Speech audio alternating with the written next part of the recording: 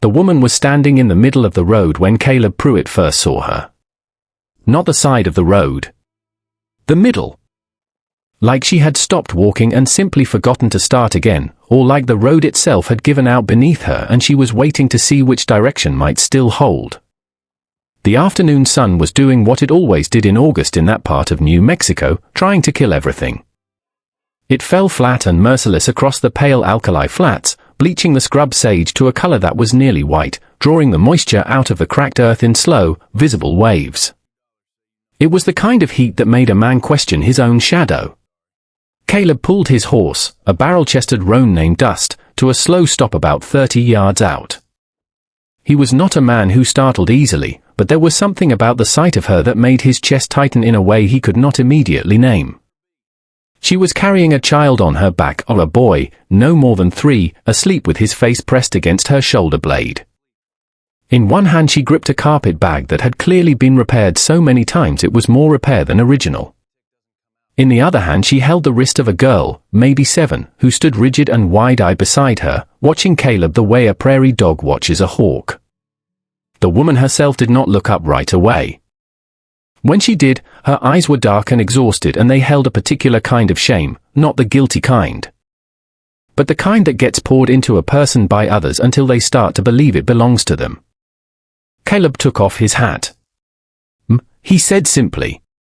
She lifted her chin. Her jaw was set like she expected something unkind. He looked at the children. He looked at the bag. He looked at the empty stretch of road behind her that went nowhere useful for at least 15 miles. "I've got a spare room," he said. She nearly broke down crying right there in the road.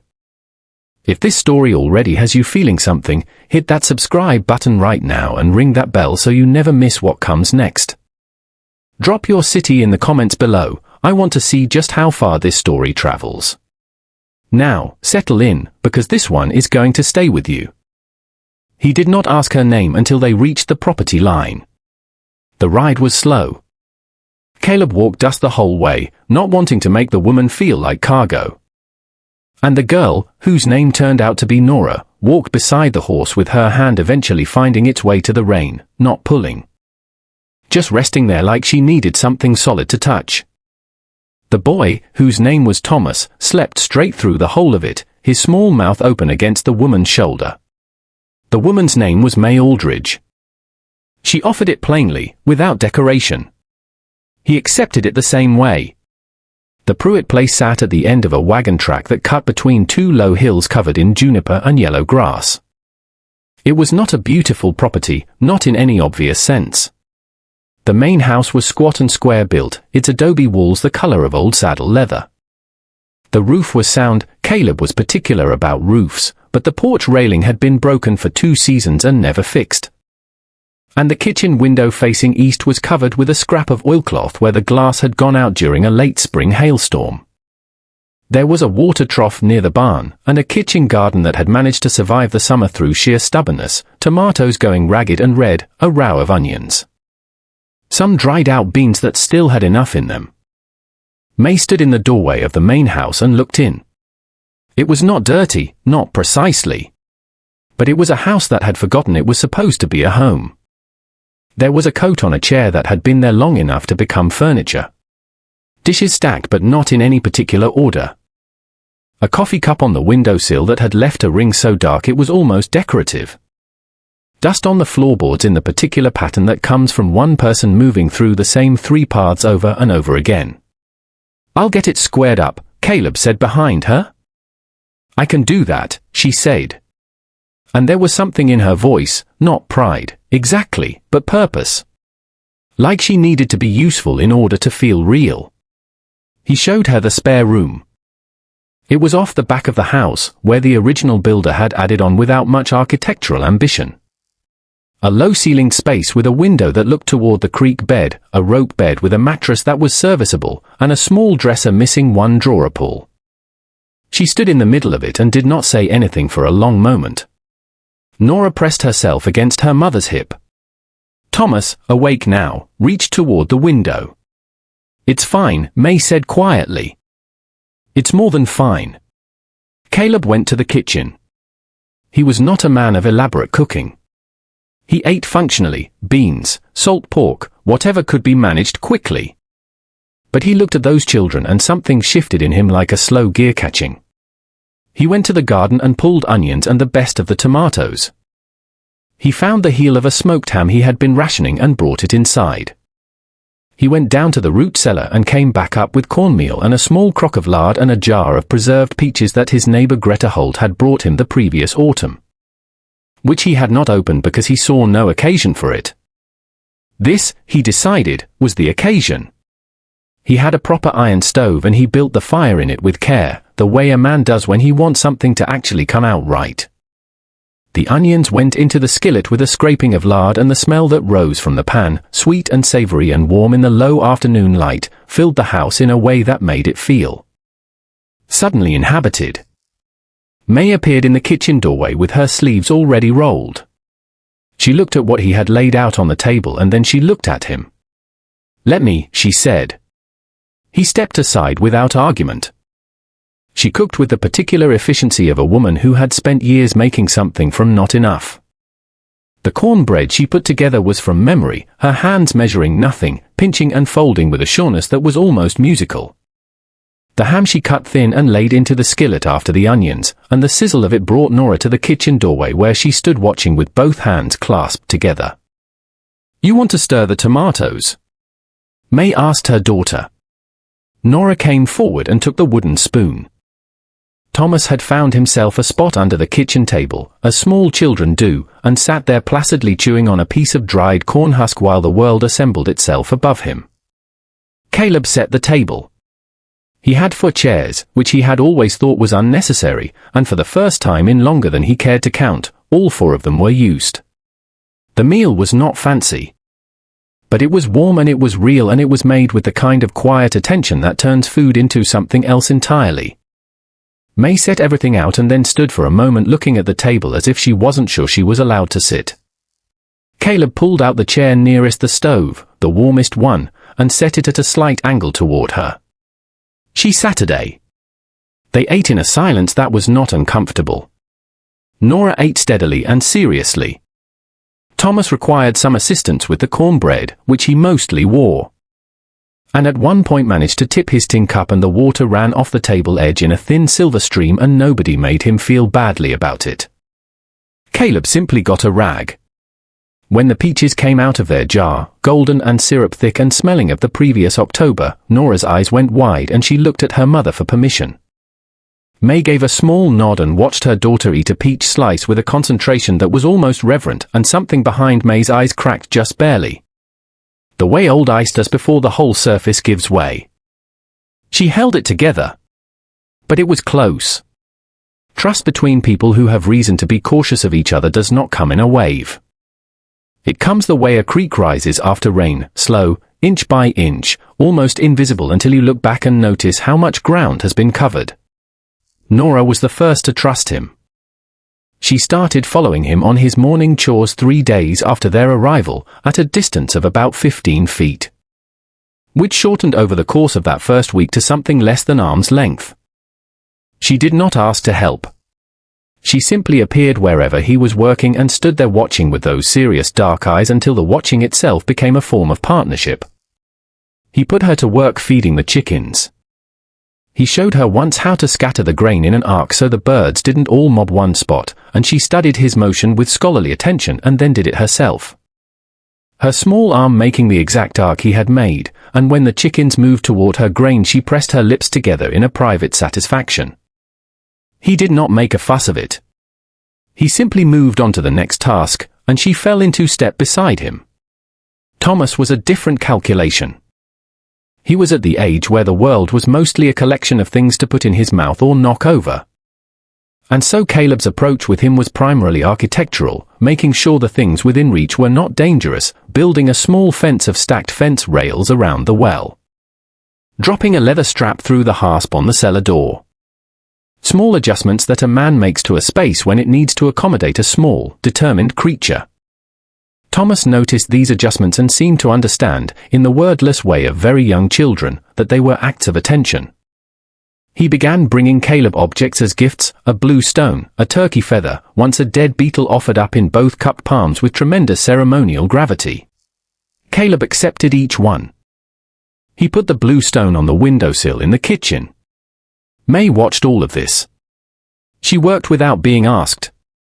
She repaired the oilcloth over the east kitchen window with a piece of proper waxed canvas she found in the barn, stitching it tight against the frame so the morning light came in clean instead of dim and distorted.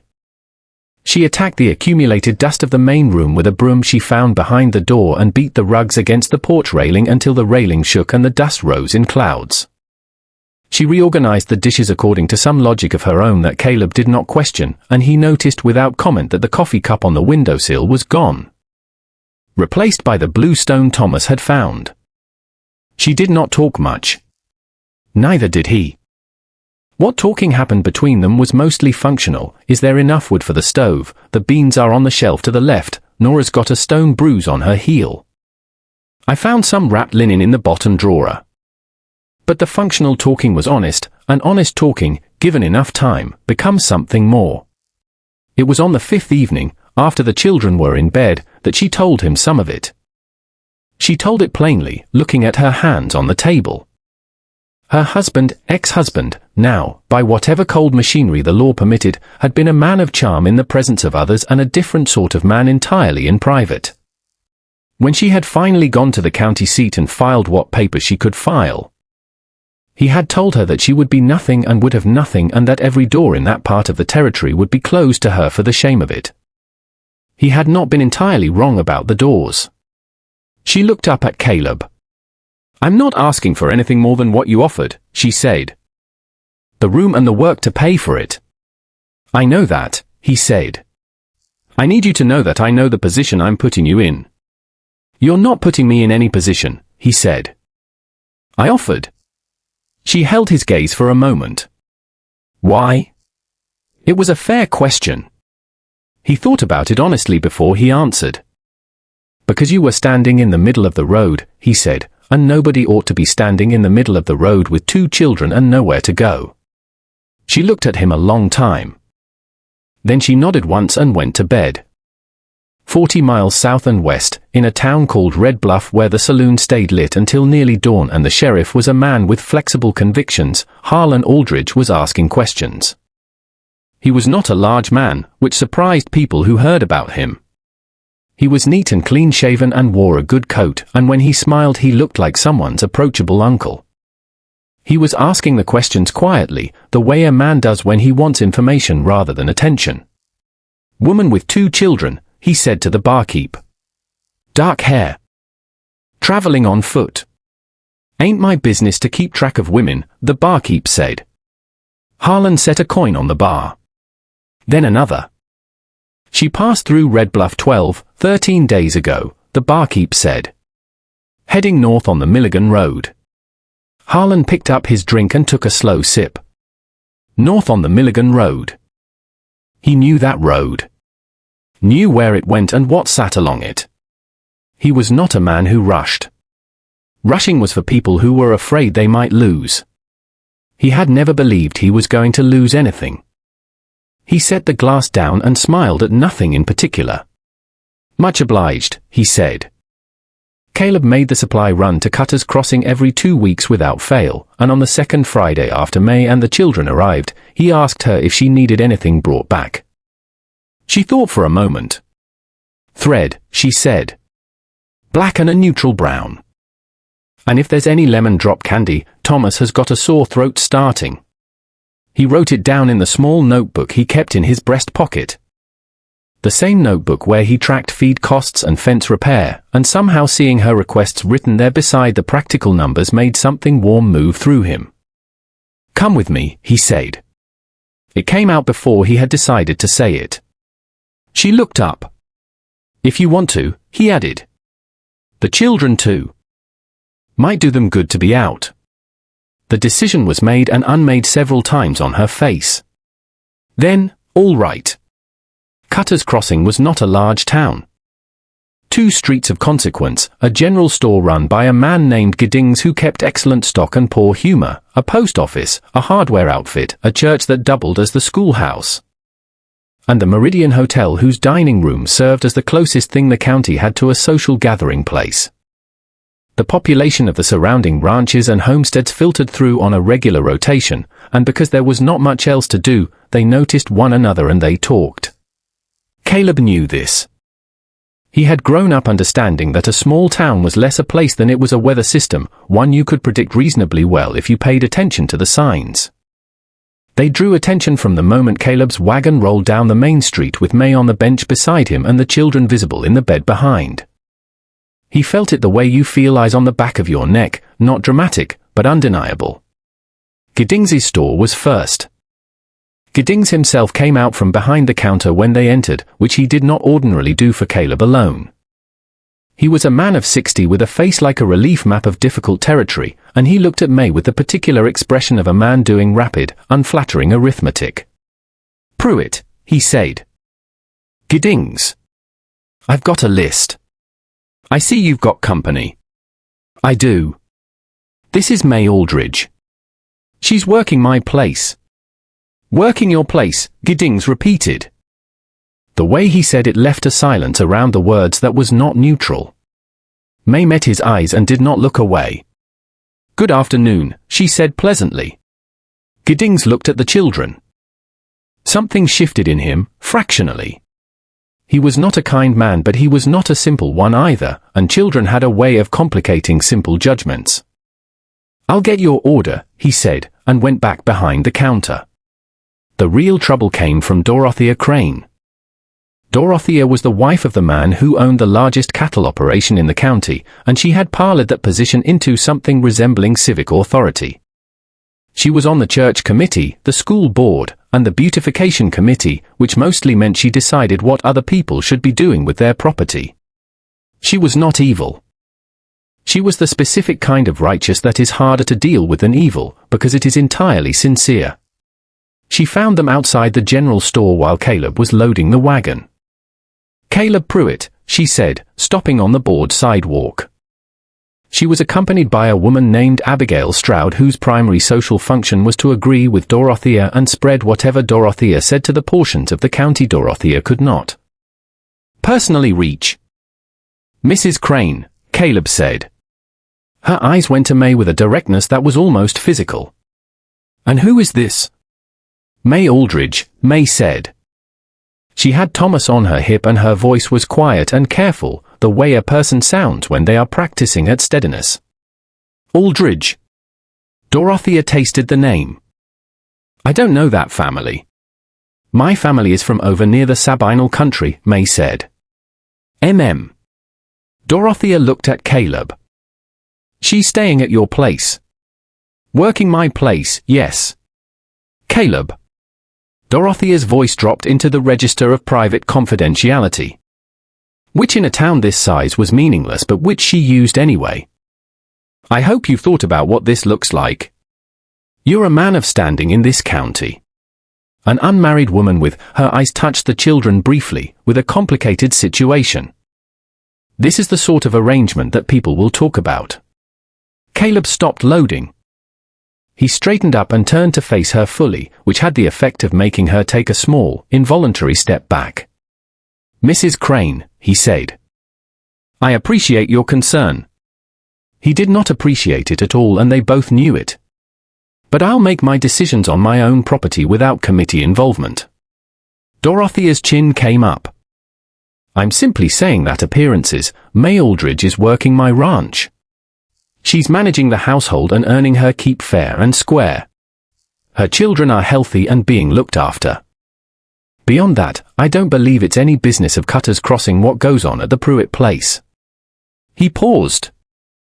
"Unless the beautification committee has expanded its reach beyond flower beds." Abigail Stroud covered a sound with her hand. Dorothea Crane drew herself up. "I see," she said coldly, and moved on down the sidewalk. May was looking at Caleb when he turned back to the wagon. Her expression was something he could not entirely read, gratitude, maybe, but also a wariness, like a person who has learned that defenders can sometimes want something in return. He simply handed her the bag with the thread and the lemon drops and said, "You want to eat at the hotel dining room before we head back?" She blinked. The hotel. They do a decent noon meal on Fridays. She looked at the hotel across the street. At the people moving in and out of it. Nora and Thomas are welcome there same as anybody, he said. Long as Thomas doesn't put the salt cellar in his pocket again, which I suspect he's inclined toward. The edge of her mouth moved. Not quite a smile, but in the territory. All right, she said. They ate in the hotel dining room in full view of everyone, and Caleb ate his meal calmly and greeted the men he knew and did not look as if he was doing anything but having Friday dinner. Which was exactly what he intended. The dog heard it first. Caleb kept a cattle dog named Soot, black and grey, quick-eyed. With the particular intelligence of a dog that has been working land long enough to understand the difference between ordinary sounds and wrong sounds. Soot slept at the end of Caleb's bed and had never once sounded a false alarm in 4 years of partnership. At 2 in the morning, 11 days after the trip to Cutter's Crossing, Soot rose from the foot of the bed and gave a single low sound, not quite a bark, more of a word. Precise and deliberate, and then went still and pointed toward the south-facing window. Caleb was out of bed with his boots in his hand before the dog had finished the sound. He dressed in the dark, moving by the feel of things. Pulled on his boots without tying them fully. Took the Winchester from its place on the wall, not a hurried grab, a careful lifting, the way you take something off the wall when you mean to use it and want your hands to be easy when you do. He checked the load by feel. He went out the side door rather than the front, which was what a person expecting trouble expects you to do. The night was clear and deep blue dark, the kind of darkness that comes after the moon has gone down but before the sky begins to lighten. And the stars were hard and thick overhead and threw just enough light to see by. He heard the figure before he saw it. Someone moving along the south wall of the house, stepping with the exaggerated care of a person trying not to be heard, which paradoxically makes more noise than ordinary walking. The person stopped at the window of the spare room. Caleb came around the corner of the house and stopped 10 feet away. "You want to hold still," he said quietly. The figure froze. Not Harlan, not yet. A man Caleb had never seen, younger, wearing a sheepskin coat too heavy for the night. A hired errand, not a personal one. "Step away from that window," Caleb said. The man turned slowly. He was deciding something, Caleb could see it in the set of his shoulders, and Caleb let him decide it without rushing him, because rushing a man in that moment sometimes made him choose wrong. The man stepped away from the window. "Who sent you?" Caleb said. "Ain't nobody sent me. I'm not going to argue with you about what you were just doing," Caleb said. "Answer the question." A silence. The man looked at the Winchester. "Man named Aldridge," he said finally. "Said to find out if she was here." "Report back." "Report back that she's not here," Caleb said. "But report back," Caleb said, "that she is not here. That this is my property and there's nobody on it by that name, and if Aldridge wants to send another man around in the middle of the night he's welcome to come himself and I'll meet him at the property line." The man pulled his coat tighter. He was reassessing who he was working for and whether the pay was proportional to the risk. "Get your horse and get off my land," Caleb said. The man got. Caleb stood at the corner of the house and listened to the hoofbeats recede until they were gone entirely, and then he stood in the darkness for a while longer, breathing the night air, which smelled of juniper and the distant possibility of rain. May was in the kitchen when he came inside. She was sitting at the table with a lamp turned low, wrapped in a quilt, and she was holding herself very still in the way that a person does when they are determined not to shake. Nora and Thomas were asleep, he could see from the doorway that she had checked, and both children were undisturbed. She looked at him. "He sent someone," she said. It was not a question.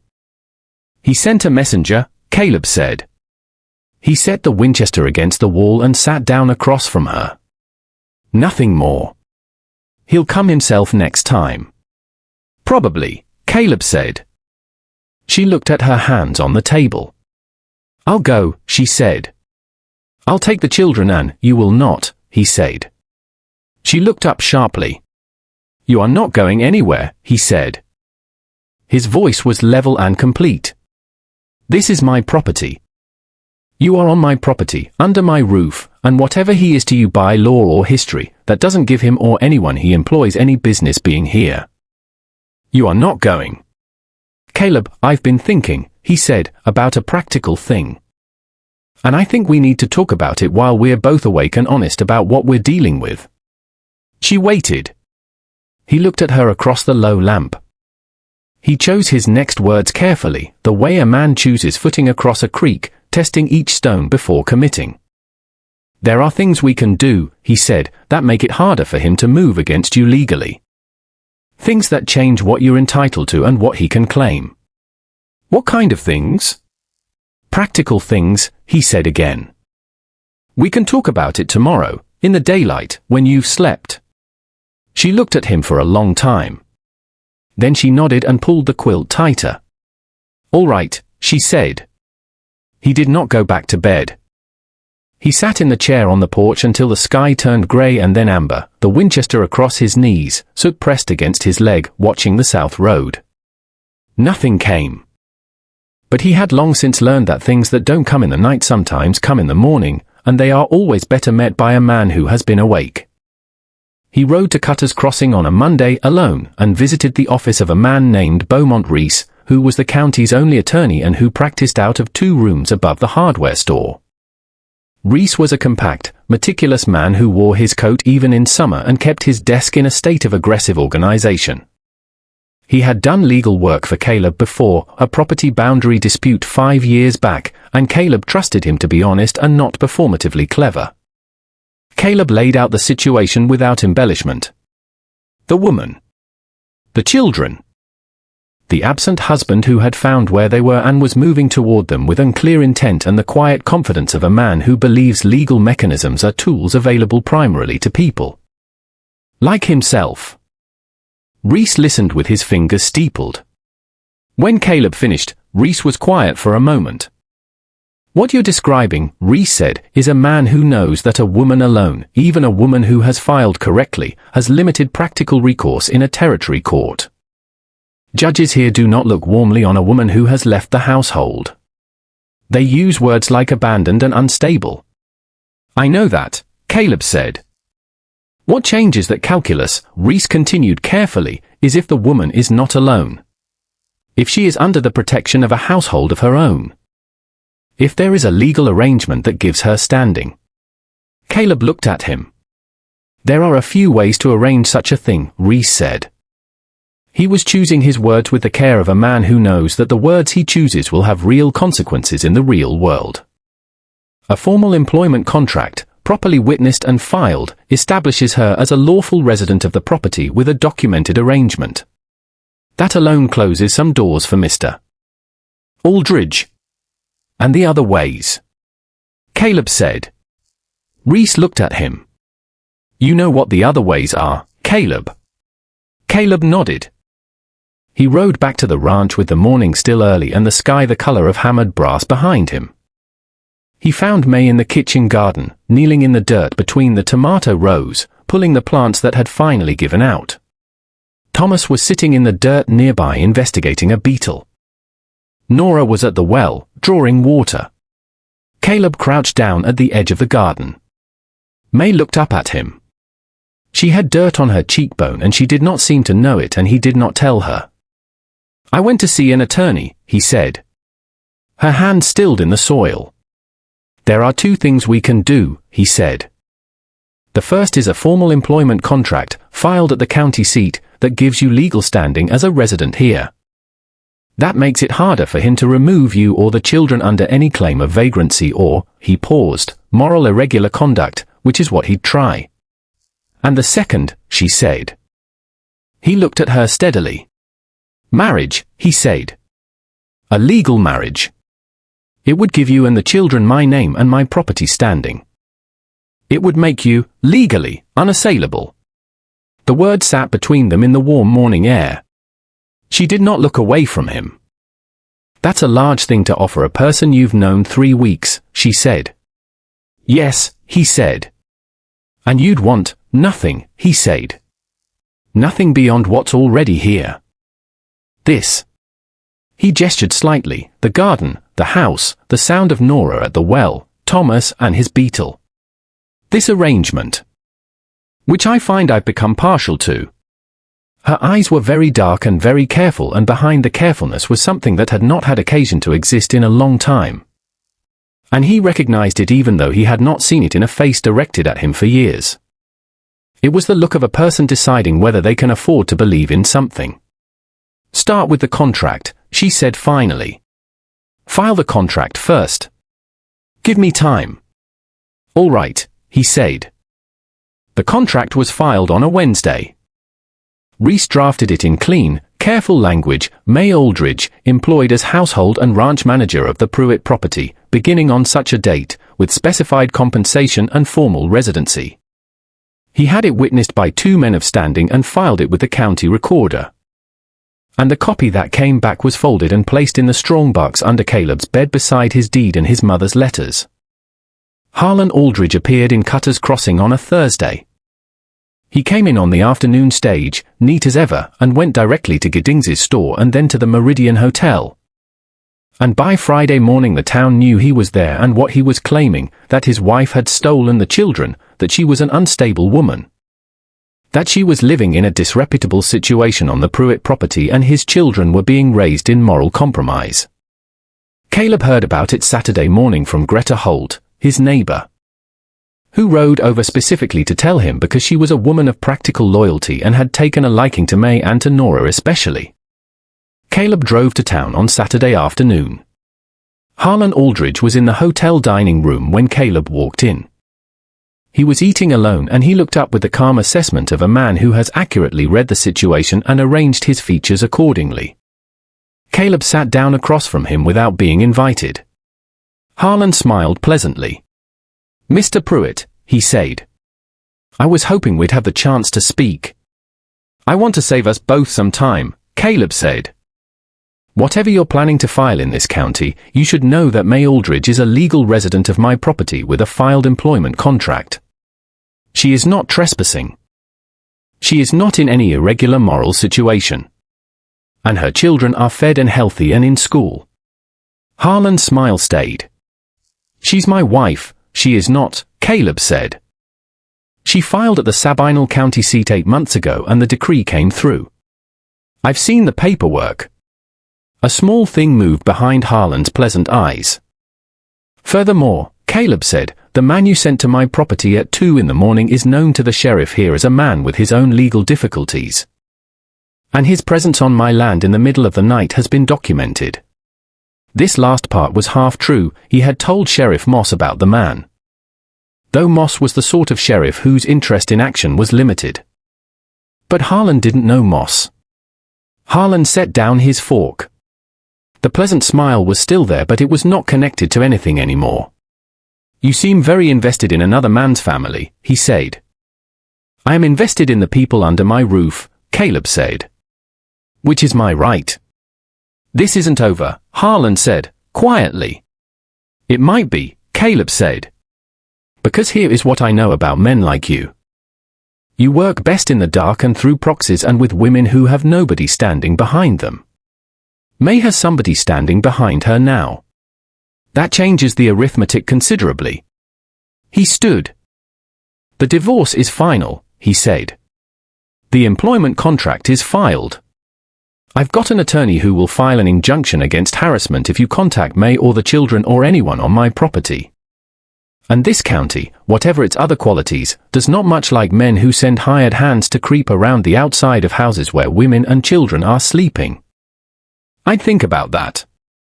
He walked out. He did not look back. He had learned long ago that the most effective thing was to say the true thing and then leave the other man to sit with it.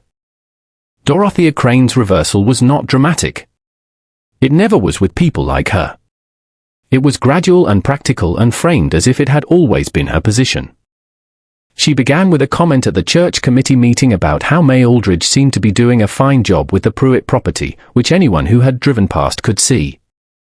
She followed this, 2 weeks later, with an invitation, not extended personally, but sent through Greta Holt, to the autumn social at the schoolhouse. May accepted. She came in a dress she had remade from 2 pieces of cloth that weren't enough on their own, and it fit her well and suited her. And Nora wore her hair braided and held Thomas's hand with the capable authority of an older sister who has grown accustomed to responsibility. Caleb walked in beside them and greeted the men he knew and introduced May to the one she had not met and did not perform any of it. He simply moved through the room like a man who is exactly where he has decided to be. The papers for the marriage were filed on the first Monday of November. May had come to him on a Sunday evening after the children were in bed, with the same directness she had brought to everything, and said, "All right." The other thing. He had looked at her. "If the offer still stands," she said. "It stands," he said. She held out her hand. He took it. It was a brief ceremony at the county clerk's office, witnessed by Reese and Greta Holt. No ceremony at the church, neither of them wanted the theatre of it. Nora stood straight and solemn as a judge. Thomas fell asleep against May's side during the reading of the vows, and nobody considered this a bad omen. On the way home, Nora sat between them on the wagon bench and looked at the road ahead with her hands folded in her lap. "Mr. Pruitt," she said, after a while. "Nora," he said. She seemed to be working something out. "What do I call you now?" He thought about it. The road stretched ahead in the afternoon light, pale and long and going in a direction that was, for the first time in a long time, actually somewhere. "Whatever feels right," he said. "There's no hurry." She nodded seriously and resumed her study of the horizon. May's hand found his on the reins and covered it, briefly, like a bird landing, and then she looked at the road too, and the wagon rolled on. There is a particular kind of damage that the world does to certain people. Not the dramatic wound, not the sudden catastrophe, but the slow, grinding erosion that comes from being told you are less deserving, less worthy. Less entitled to shelter and warmth and a table where someone saved the heel of the bread for you because they knew you liked it. May Aldridge had been told that she was less for so long that she had begun to carry it in her body, in the way she stood in doorways, in the way she asked for nothing. In the way she had trained herself to need nothing because needing things had become too expensive. What she found at the end of a wagon road in the August heat was not rescue. She was not a woman who needed rescuing, and the man who offered her a room was not a man who thought of himself as a rescuer. What she found was simply this: a house with a spare room, a man who did not ask for explanations, and enough time and quiet to remember that she was a person of substance and capability and worth. The broken places in a person, and in a house, and in a life, are real. They do not pretend themselves away.